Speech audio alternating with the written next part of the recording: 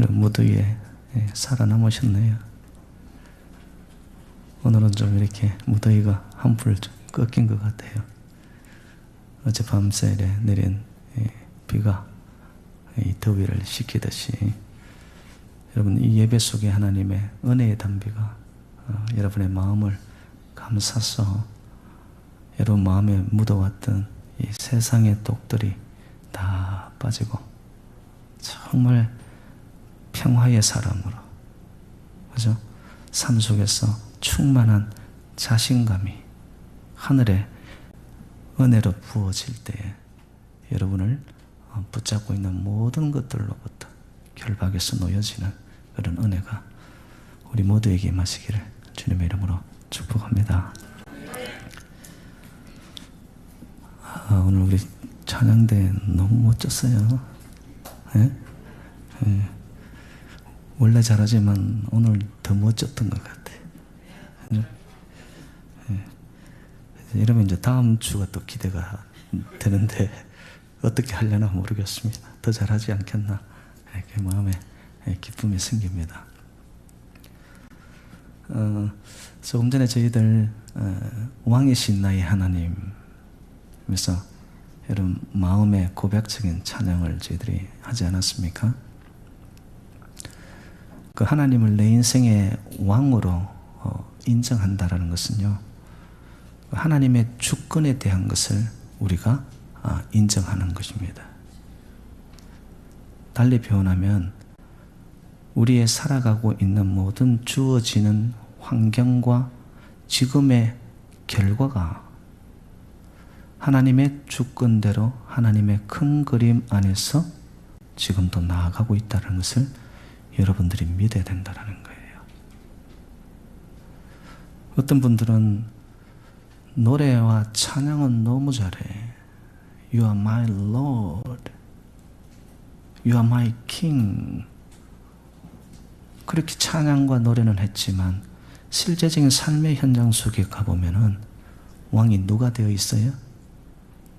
자기가 왕이 되어 있어요. 내가 원하는 대로, 내 뜻대로, 내 바라는 대로 인생이 나아가지 않으면 하나님을 향하여 찬양과 경배를 올려야 되는 것이 불평합니다. 그리고 불만의 끊임없는 여기서부터의 내 마음에 이 열기가 끓어오릅니다. 여러분, 하나님을 왕으로 모시는 자가 아니에요. 저와 여러분들이 믿는 하나님은 살아계신 하나님임을 여러분 고백하시지요. 그렇다면 왕 되신 하나님께서 저와 여러분들을 향한 삶의 구체적인 계획이 있을까요? 없을까요? 하나님이 계획을 갖고 계신단 말이에요.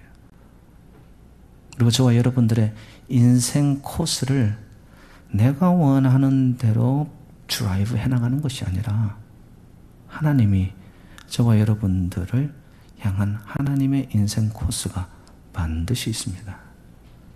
그럼 그것을 우리는 그냥 따라갈 뿐이에요.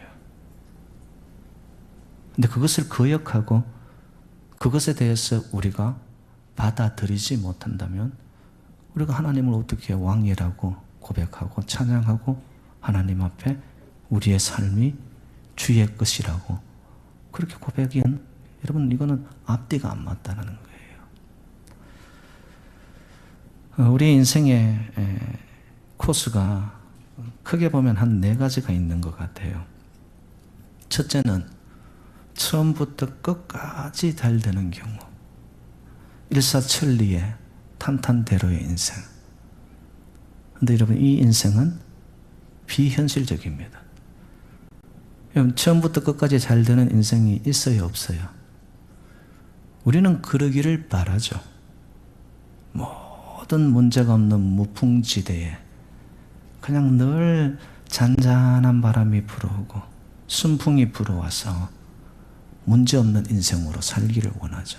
그런데 여러분 그런 인생은 없습니다.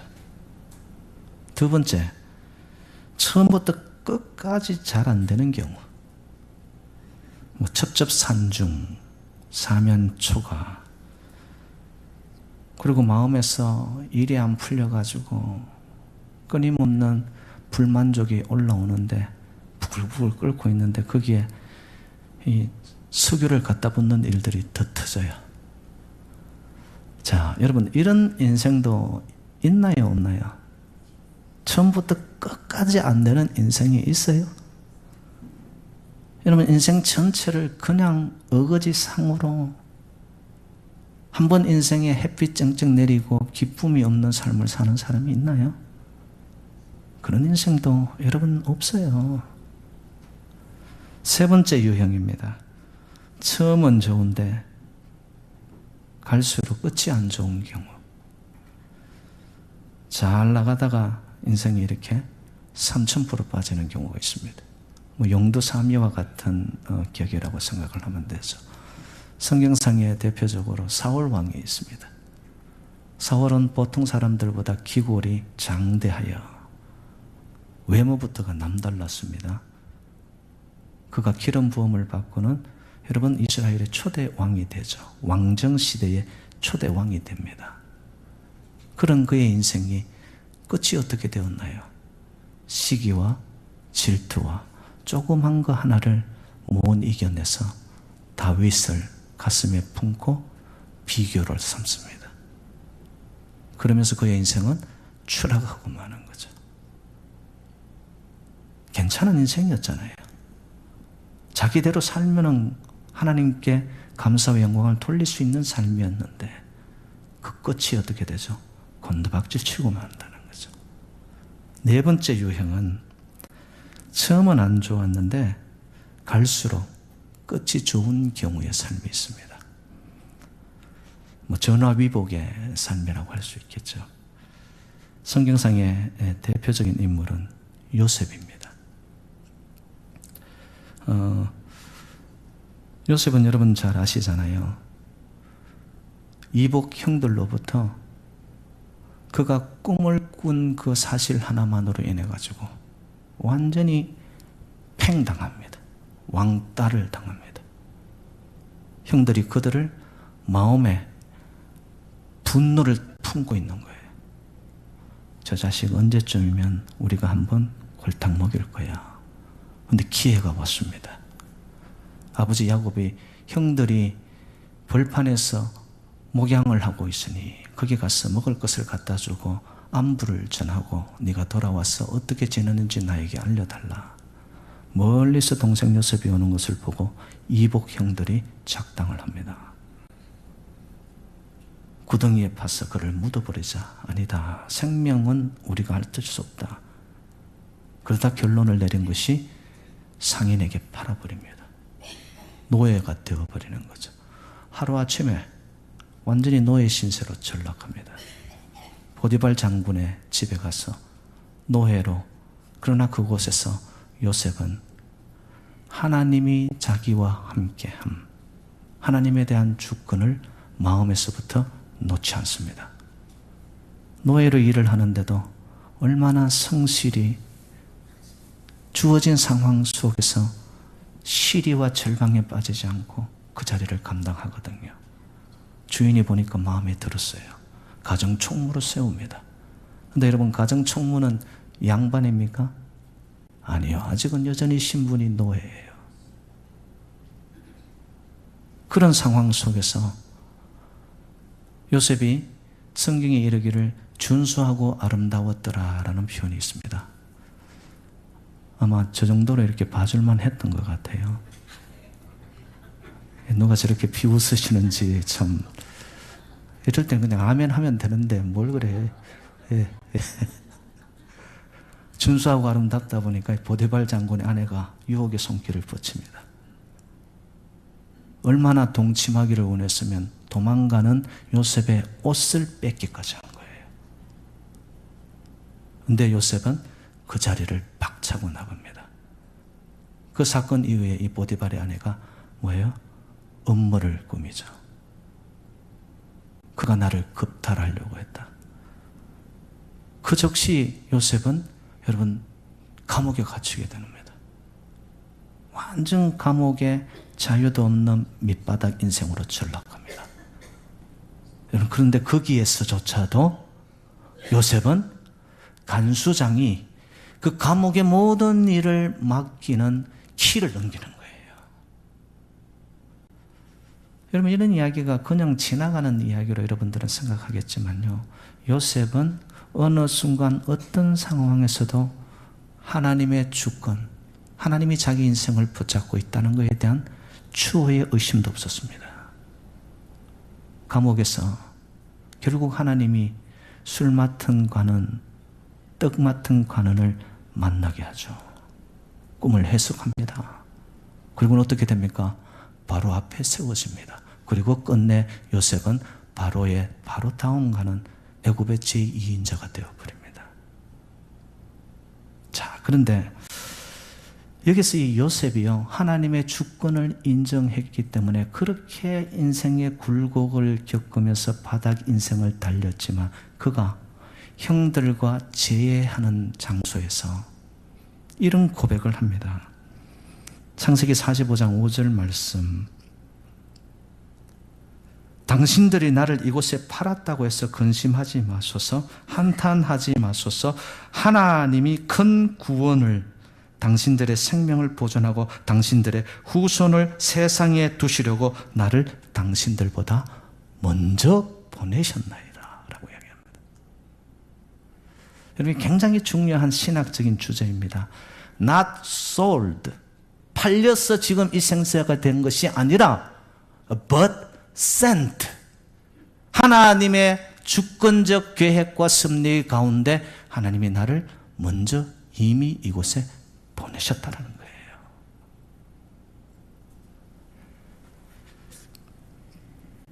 (45장 8절) 그런즉 나를 이리로 보낸 이는 당신들이 아니요 하나님이시라.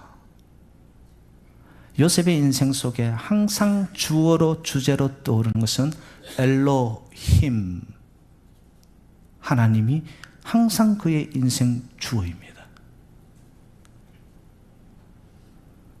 그리고 여러분, 창세기 50장 마지막 장 19절에 요셉이 위대한 고백을 합니다.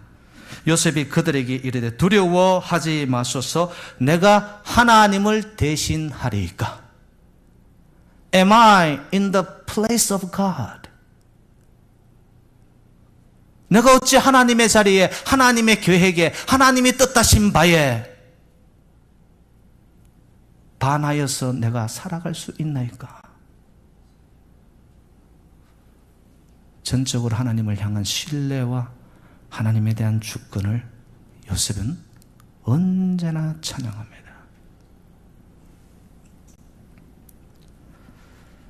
우리는요, 인생살이에서 조금만 내가 생각하는 데서 벗어났다 그러면 그걸 못 견뎌합니다.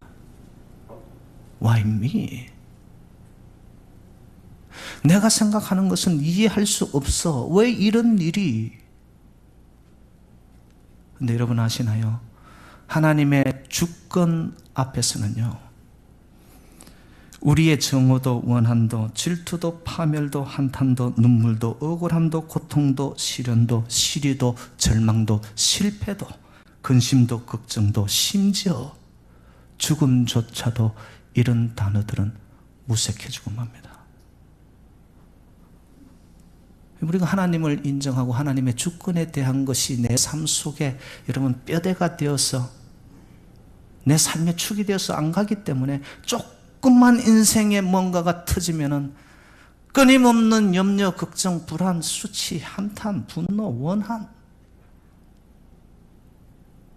이게 다 알고 봤더니만 믿음이 없는 모습들이에요, 여러분.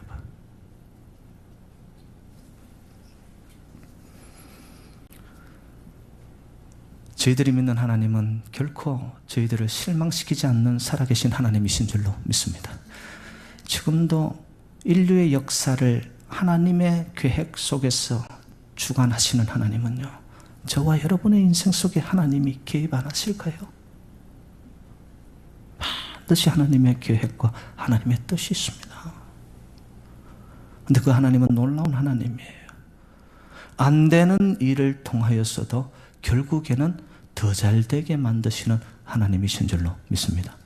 여러분, 이 하나님이 고백되세요? 오늘 본문에서 만나는 사도 바울 보시기 바랍니다. 그는 혈기가 등등하여 예수 믿는 자들을 잡아 죽이면서 살았던 자입니다. 근데 다메섹 도상에서 빛으로 나타나신 예수 그리스도를 만난 이후에 그의 인생의 주어가, 그의 인생의 주인이 바뀌어집니다. 그리고 그는 고백합니다. 사나 죽으나 나는 주의 것이라고. 먹든지 마시든지 나는 주의 영광을 위해 살겠노라고. 삶이 바뀌어지는 거죠. 오늘 본문에 보면 그러면 하나님이 사도 바울의 인생 속에 구체적으로 개입을 하시는데 어떤 안 되는 상황을 통하여 끝내는 하나님이 더 잘 되는 길로 인도하셨는가? 첫 번째는 광풍 때문에 더 잘 되게 하십니다. 지금 사도 바울이 탄 배는 포승이 되어져서 제수로 로마로 지금 끌려가고 있는 상황에 그가 탄 배에 276명이라는 모든 성격들이 타고 가는데 갑자기 그 배가 여러분 유라굴로라는 대광풍을 만납니다. 삽시간에 배가 흔들리죠. 갈 바를 알지 못하고 여러분 바다에서 파도가 일어나 배를 삼키려 드는 경우에는요 속수무책입니다. 그 상황을 그 배에 탔던 어떤 자가 이렇게 고백합니다. 사도행전 27장에서 나타나는데요. 20절에 여러 날 동안 해도 별도 보이지 아니하고 큰 풍랑이 그대로 있음에 구원의 여망마저 없어졌더라. 뭐예요?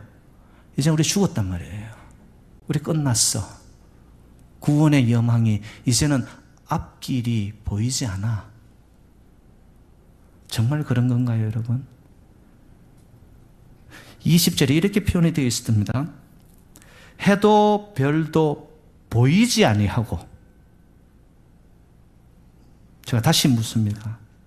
여러분, 보이지 않는 거와 해와 별이 없는 거는 같은 건가요?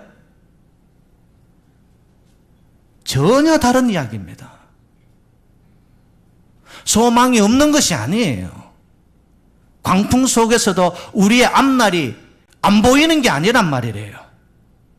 근데 우리는 조금만 광풍이 불고 내 삶 속에 비바람이 치고 인생이 좀 흔들어 놓으면 어떻게 합니까? 아유, 소망이 끊어졌네. 어떤 면은 좀 오도방정을 뜬단 말이에요.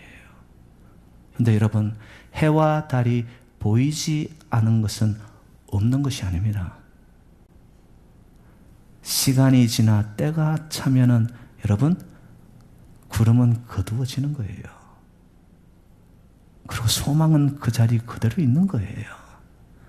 우리가 보지 못할 뿐이고 우리의 믿음이 여러분 세상의 여러 가지 문제들로 찌들어 내가 눈이 어두워져서 그 하나님의 소망을 보지 못할 뿐이지 강풍 때문에 거기에 정신이 팔려서 하나님에 대한 소망을 내가 잊어버렸을 뿐이지 해와 달, 하나님의 소망은 항상 그 자리에 있습니다. 없는 것이 아니에요, 여러분.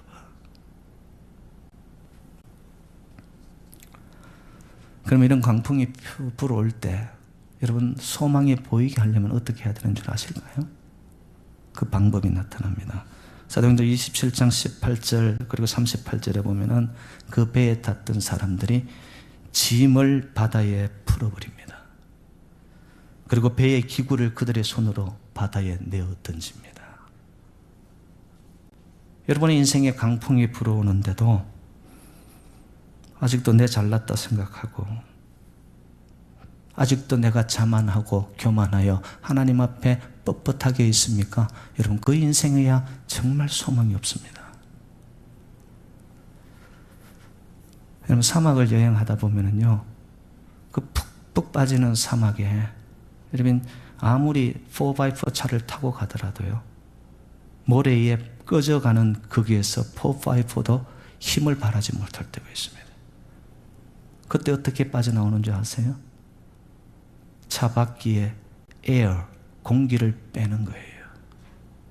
그리고는 그 푹푹 빠졌던 모래길을 빠져나옵니다. 그럼 때로 견딜 수 없는 인생의 풍랑이 불 때 우리가 어떻게 살아야 돼요? 어떻게 소망을 볼 수 있어요? 여러분, 헛바람을 빼야 돼요. 세상의 바람이 내 안에 들어와 세상의 기운이 나를 붙잡고 있습니까? 여러분, 그 기운들을 하나님께서 내려놓으라고 이야기하는 거예요. 어깨에 힘주고 쓸데없이 여러분, 이런 표현은 죄송하지만 똥폼 잡고 개폼 잡고 여러분 다 쓸데없어요.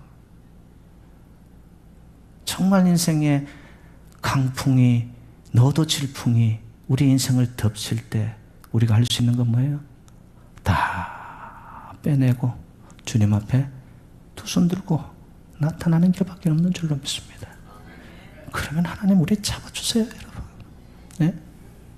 소망이 보인단 말이에요. 인간들은 쉽사리 포기합니다. 해가 잠깐 가리운 것뿐인데 해가 없다라고 생각해버립니다. 찬양 속에 고백을 하면서 왕이신 나의 하나님, 수없이 노래를 부르지만 삶의 현장 속에 떨어졌을 때 내 삶이 조금만 비바람이 쳐도 하나님은 오간데 없어지고 소망은 없습니다. 그 문제에 빠져버리는 거죠. 하나님, 여러분들, 우리 하나님은 저와 여러분을 죽이시려고 드는 하나님이 아니시고 어떤 식으로든 단련하신 후에 정금같이 더 좋은 길로 인도하여 가시기 원하시는 하나님이신 줄로 믿습니다. 그 단련을 통해, 단련이 딴 거 있나요? 힘 빼는 것밖에 없는데요. 요한복음 16장 33절, 세상에서는 너희가 환난을 당하나 담대하라, 내가 세상을 이겼노라. 할렐루야. 주님께서는 이 땅에 오셔서 수많은 모욕과 침뱉음과 멸시와 천대를 받았어요. 그럼에도 담대히 선포합니다. 담대해라, 내가 세상을 이겼노라. 여러분, 왜 우리에게는 이런 믿음이 없는 거예요? 하나님의 주권을 인정 안 하니까 그렇단 말이에요. 고린도전서 10장 13절, 사람이 감당할 시험 밖에는 너희가 당할 것이 없나니 오직 하나님은 미쁘사 너희가 감당하지 못할 시험 당함을 허락하지 아니하시고 시험 당할 즈음에 또한 피할 길을 내사 너희로 능히 감당하게 하시느니라. 이런 말씀은 여러분 잡으세요. 아, 광풍도 비바람도 고통도 하나님이 우리를 먼저 알고 계신단 말이에요. 내가 나를 아는 것보다 하나님이 저와 여러분들을 더 정확하게 파악하고 계시는 줄로 믿습니다. 그래서 감당할 시험 밖에는 안 주시는 거예요. 그리고 그 시험을 피할 즈음에 이런 충분히 우리가 이겨낼 수 있는 능히 감당하게 하신단 말이죠. 오늘 본문 28장 1절에 이런 표현이 있습니다. 우리가 구조된 후의 안적. 광풍이 불 때는 몰랐어요. 왜 이런 일이 내 안에 생기느냐. 근데 뒤돌아서서 내 인생을 하나님을 향해 보니까 아, 하나님이 그때 나를 살려주셨더라고요. 후의 안적. 뭘 알았을까요? 여러분, 본문에 멜리데라는 하나의 섬이 나타납니다. 그 광풍으로 인해서 멜리데 섬에 도착하게 되는데요, 참 놀라운 것은 이 멜리데 섬이 로마 밑에 있는 시실리 섬 가까운 곳에 위치한 섬입니다. 지금의 지명으로 치면 몰타라는 곳입니다. 광풍을 통하여서 사도 바울이 가야 되는 목적지 종착지인 로마에 더 가까이 하나님이 바로 밑에 붙여놓으신 거예요. 근데 여러분 아십니까? 멜리데라는 섬의 뜻이 꿀이 흐른다라는 뜻입니다. 광야 인생, 아무것도 없는 메마른 땅 같았고 내 인생 속에 앞이 보이지 않는 사막바람이 불어오고 정말 내 마음이 드라이해서 건조한 바람만 불어오고 인생의 앞이 보이지 않았던 그 속에서 광야의 인생에서 마침내 하나님은 저와 여러분들을 젖과 꿀이 흐르는 가나안 땅으로 인도하여 가시는 하나님이신 줄로 믿습니다. 멜리데, 꿀이 흐르는 땅.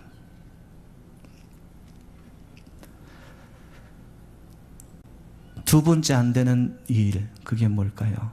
오늘 본문에 보니까 독사에게 물립니다. 여러분, 최악의 상황 때문에 하나님은 저와 여러분들을 더 잘되게 하시는 반전의 하나님이신 줄로 믿습니다.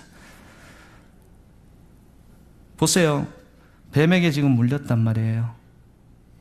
광풍 때문에 모든 것이 젖었겠지요.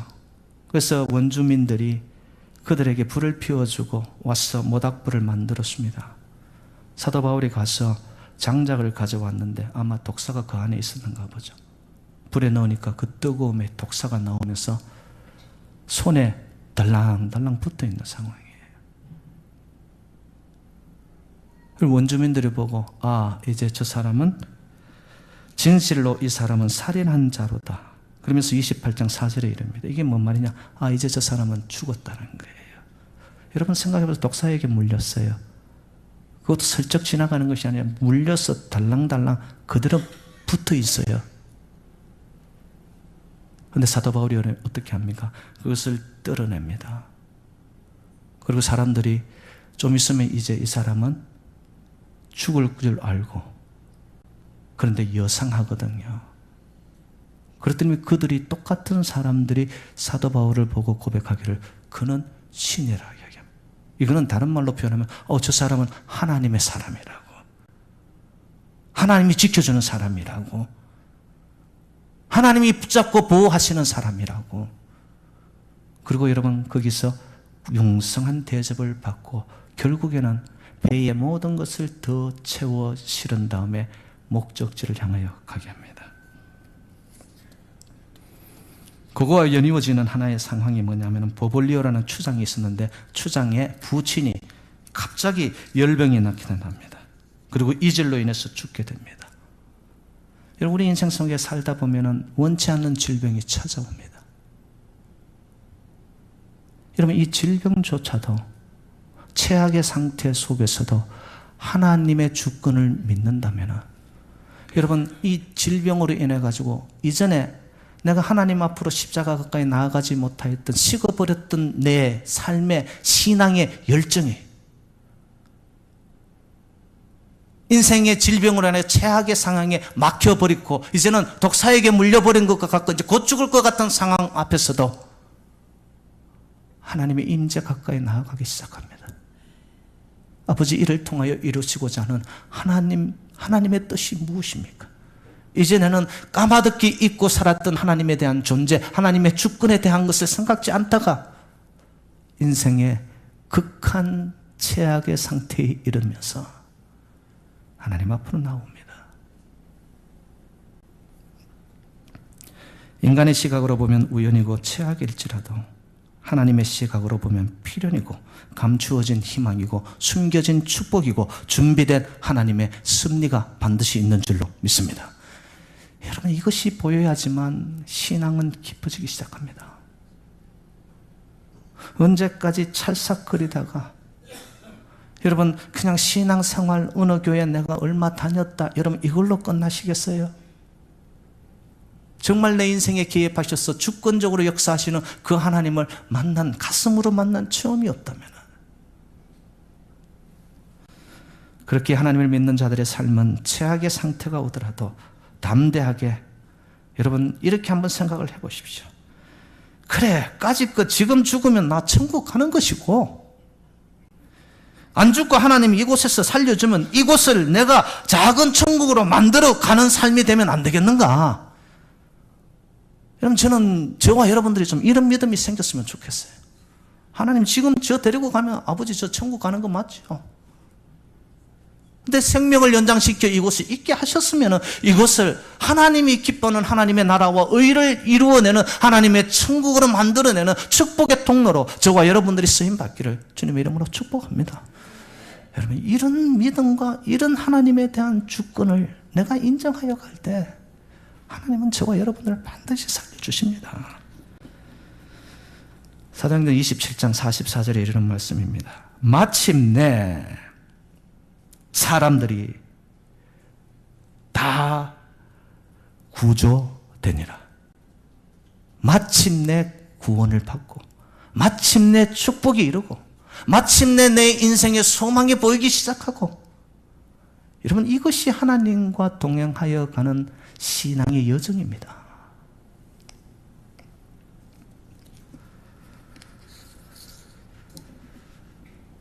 이런 우여곡절을 다 겪은 다음에 봤더니만 하나님이 사도 바울을 위한 특실을 준비해 놓고 계세요.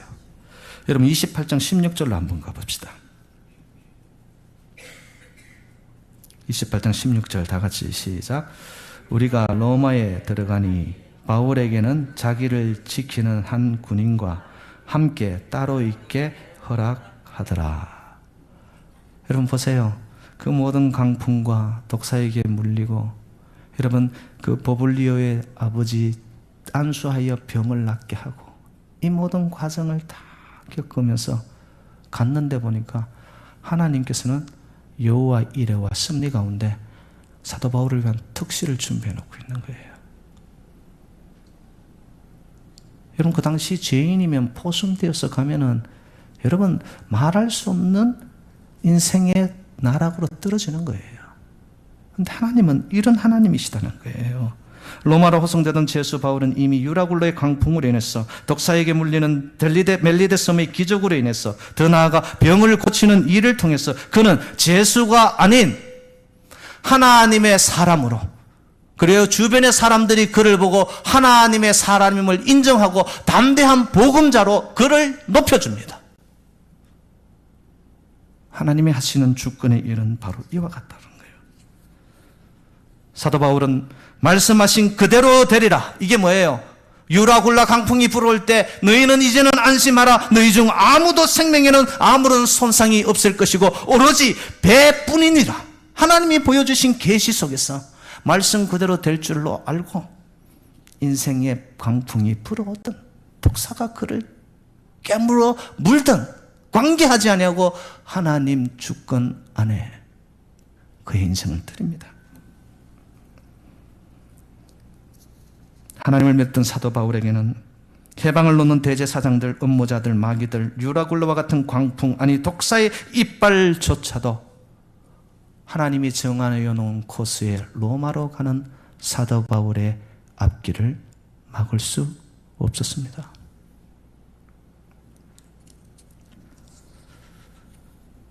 저와 여러분 하나님의 주권을 인정하십니까? 하나님의 생각은 재앙이 아니라 평강임을 여러분 믿으십니까? 미래와 장래의 소망임을 여러분들이 정말 믿는다면요, 하나님을 주권 속에, 섭리 속에 내 삶을 드리는 자는요, 이런 고백을 해야 돼요. 로마서 8장 28절 말씀, 우리가 알거니와 하나님을 사랑하는 자 곧 그 뜻대로 부르심을 입은 자들에게는 모든 것이 합력하여 선을 이루느니라. 아멘이죠, 여러분. 아멘이 되셔야죠. 안 될 것 같은 것 때문에 하나님의 주권을 인정하는 저와 여러분들에게는 더 잘 되는 역사가 있기를 주님의 이름으로 축복합니다. 그리고 순간순간 내 인생의 키를 하나님께 전적으로 의탁하고 맡기세요. 하나님은 저와 여러분들을 실망시키지 아니하시고 죽이려 드는 하나님이 아니라 반드시 막힌 그곳에서도 새로운 길을 열어가시요, 우리의 삶 속에 축복하시고 더 좋은 것 주시기 원하시는 하나님이신 줄로 믿습니다.